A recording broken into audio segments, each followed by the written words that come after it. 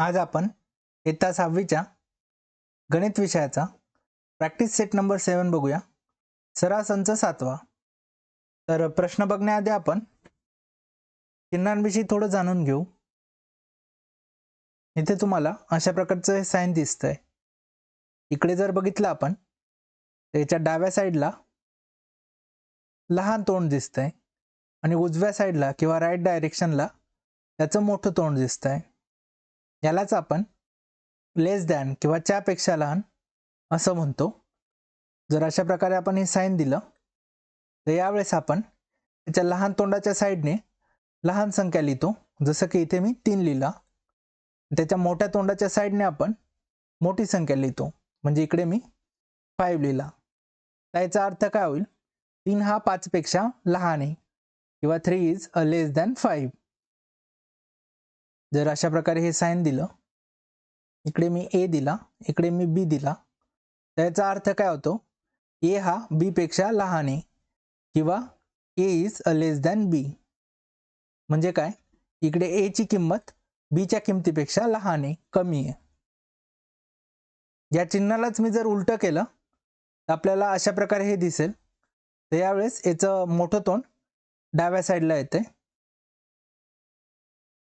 Left साईडला, आणि छोटं तोंड, लहान तोंड उजव्या साईडला जात आहे, राईट साईडला. याला आपण ग्रेटर दॅन किंवा च्यापेक्षा मोठा असं म्हणतो. ज्यावेळेस हे साइन अशा प्रकारे राहतं त्यावेळेस आपण मोठी संख्या याच्या मोठ्या तोंडाकडनं लिहितो, म्हणजे इकडनं. इकडे आपण जर 8 लिहिला, इकडे लहान संख्या लिहिणार डाव्या साईडला, सॉरी उजव्या साईडला. इकडे मी 7 लिहिला. आता याचा अर्थ काय होईल? 8 हा 7 पेक्षा मोठा आहे किंवा 8 इज ग्रेटर दॅन 7. जर इकडे आपण x दिला, इकडे y दिला, आणि या दोघांमध्ये अशा प्रकारे हे साइन दिलं, याचा अर्थ काय होईल? 8 इज ग्रेटर दॅन y किंवा x हा y पेक्षा मोठा आहे. मग या ठिकाणी x ची किंमत y च्या किमतीपेक्षा जास्त असेल, x मोठा असेल आणि y हा लहान असेल. तर अशा प्रकारे आपण या दोघं चिन्हांचा वापर करतो. ज्यावेळेस दोघं साईडला संख्या किंवा किमती या सारख्या असतात त्यावेळेस मात्र आपण अशा प्रकारे बरोबरचं चिन्ह किंवा इक्वलच्या साइनचा वापर करतो. म्हणजे काय? इकडे जर 5 आहे आणि या ठिकाणी इक्वलचं साइन आहे, त्यावेळेस आपण इकडे पण 5च देणार किंवा 5च लिहिणार. अशा प्रकारे दोघं साईडला सारख्या किमती आहेत. तर इकडे मी O दिला, इकडे मी P काढला, या दोघांमध्ये मी इक्वलचं साइन देतोय. तर याचा अर्थ काय होईल? O ची किंमत जितकी आहे तेवढीच किंमत या P ची पण आहे, म्हणजे दोघांची किमती ह्या सारख्या आहेत. अशा प्रकारे आपण बरोबरच्या चिन्हाचा वापर करतो. आता आपण या तिघ साइन्सचा वापर करून संख्यांची तुलना करू, नंबरचं कंपॅरिझन करू. चला मग प्रश्न बघू. इथे तुम्हाला प्रश्न दिसत असेल. खालील चौकटीत यापैकी योग्य चिन्ह लिहा. Write the proper signs in the boxes below.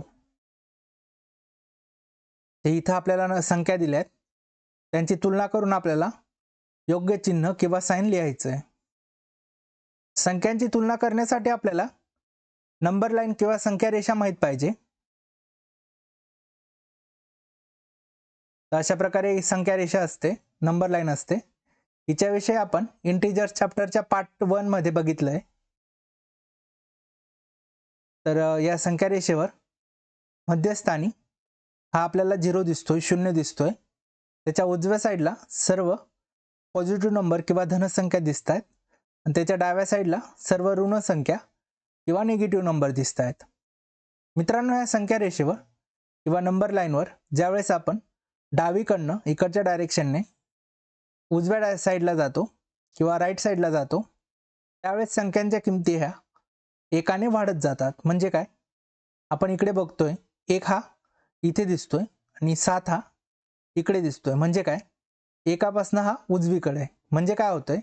1 हा लहान दिसतोय आणि 7 हा मोठा दिसतोय. म्हणजे काय? जितकी संख्या उजवीकडे तेवढी ती मोठी. या उलट जसं आपण या संख्या रेषेवर किंवा नंबर लाईनवर डावीकडे जाऊ, लेफ्ट साईडला जाऊ, त्यावेळेस संख्यांच्या किमती या कमी होत जातात.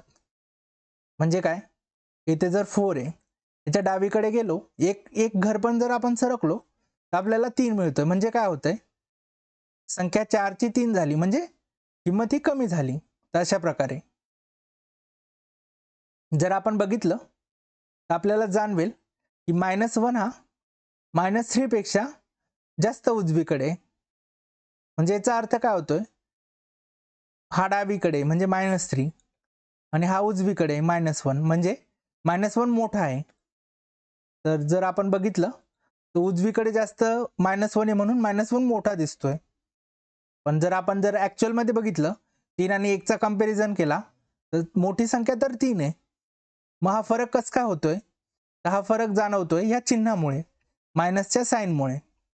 मग यावरून आपण म्हणू शकतो की ज्यावेळेस संख्यांपुढे मायनसचं साईन येतं त्यावेळेस ती संख्या जितकी मोठी तेवढीच त्याची किंमत कमी होऊन जाते. तर जर इथं मी -7 लिहिला आणि इकडे जर मी -8 लिहिला, जर आपण नॅचरली बघितलं 7 आणि 8, तर 8 मोठा आहे, 8 मोठा आहे 7 पेक्षा. पण ज्यावेळेस त्यांच्या पुढे मायनसचं साईन येतंय त्यावेळेस उलट होतंय. म्हणजे काय, जितकी संख्या मोठी तितकी ती लहान. म्हणजे काय, ही 7 थोडीशी लहान आहे 8च्या तुलनेने, म्हणून मायनस साईन लावल्यावर -7 हा मोठा राहील -8च्या तुलनेने. म्हणजे अशा प्रकारे आपण साईन देऊ. आय होप तुम्हाला समजलं असेल.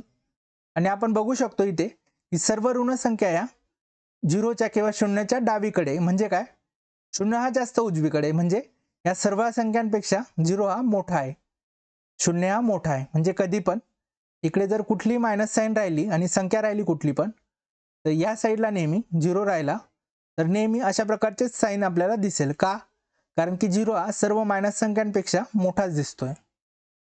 आणि सर्व राईट साईडच्या संख्या बघितल्या आपण धनसंख्या आहे आणि त्याच्या डाव्याला आपल्याला 0 दिसतोय. म्हणजे काय, सर्व पॉझिटिव्ह नंबर्सच्या 0 हा नेहमी डावीकडे दिसेल आणि अशा प्रकारचे साईन दिसेल.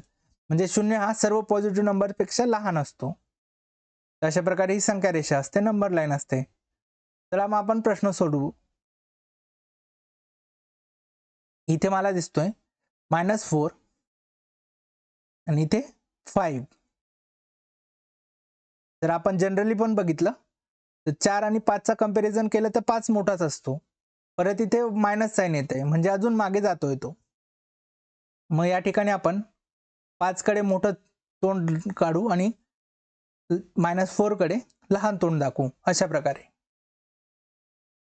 सेकंड नंबर बघितलं तर इथे 8 दिसतोय, इथे -10 दिसतोय. जनरली जर साईन नसतं तर आपण म्हणू शकतो की 10 हा मोठा आहे 8 पेक्षा, 10 हा 8 पेक्षा मोठा आहे.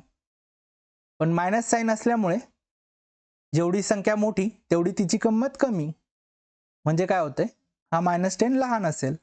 मग यावेळेस आपण मोठं तोंड 8 कडे करू. अशा प्रकारे याचा अर्थ काय, 8 हा मोठा आणि -10 हा लहान.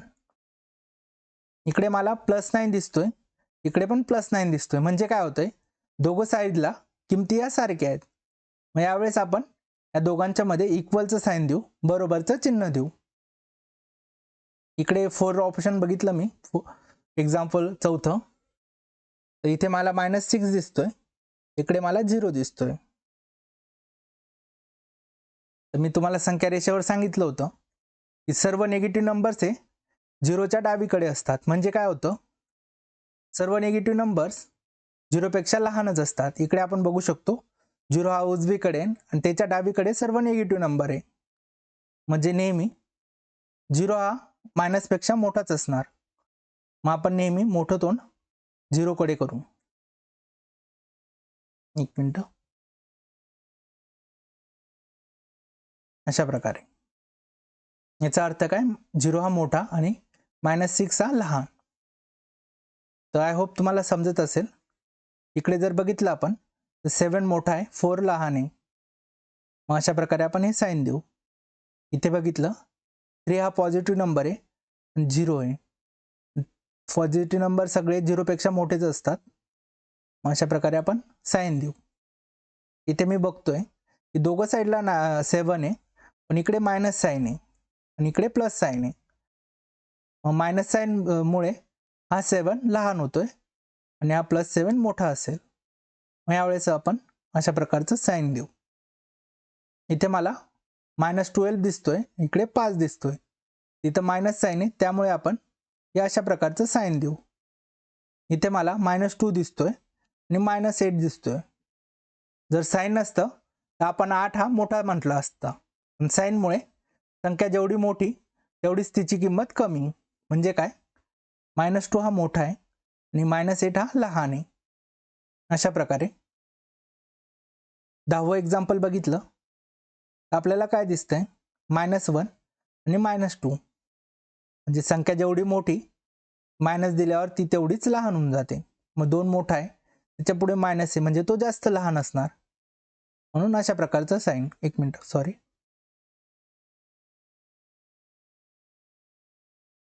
अशा प्रकारचं साईन. 11th ऑप्शन, इकडे 6 आहे, इकडे -3 आहे. तर मायनस राहिलं तर संख्या लहानच राहणार. मग अशा प्रकारे इकडे -14 आहे, इकडे पण -14 आहे. तर संख्या पण सारख्या आहेत आणि चिन्ह पण सारखे आहेत. म्हणजे काय होतंय, दोघं साईडला किमती या सारख्या आहेत. मग यावेळेस आपण इथे बरोबरचं साईन किंवा इक्वलचं साईन देऊ. तर अशा प्रकारे आपण सर्व चौकटींमध्ये योग्य चिन्हे दिली आहेत. आय होप तुम्हाला प्रश्न समजला असेल.